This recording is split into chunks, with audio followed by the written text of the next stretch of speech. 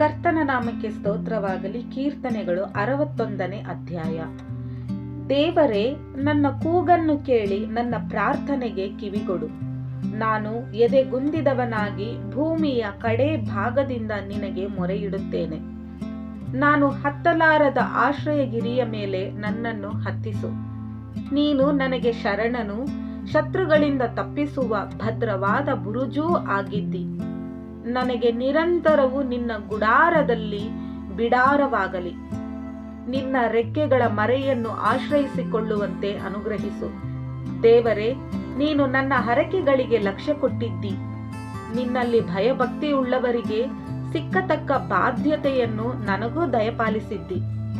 ಅರಸನಿಗೆ ದೀರ್ಘಕಾಲದ ಬಾಳಿಕೆಯನ್ನು ಅನುಗ್ರಹಿಸು. ಅವನ ಆಯಸ್ಸು ಅನೇಕ ತಲೆಗಳವರೆಗೆ ವೃದ್ಧಿಯಾಗಲಿ. ಅವನು ನಿನ್ನ ಸಾನ್ನಿಧ್ಯವನ್ನು ಪಡೆದು ಸದಾಕಾಲವು ಸಿಂಹಾಸನಾರೂಢನಾಗಿರಲಿ. ನಿನ್ನ ಪ್ರೇಮ ಸತ್ಯತೆಗಳು ಅವನ ಬೆಂಗಾವಲಾಗಿರಲಿ. ಹೀಗಾದರೆ ನಾನು ಪ್ರತಿದಿನವೂ ನನ್ನ ಹರಕೆಗಳನ್ನು ಸಲ್ಲಿಸುವವನಾಗಿ ನಿನ್ನ ನಾಮವನ್ನು ಸದಾ ಸ್ಮರಿಸಿ ಕೀರ್ತಿಸುತ್ತಿರುವೆನು. Praise the lord.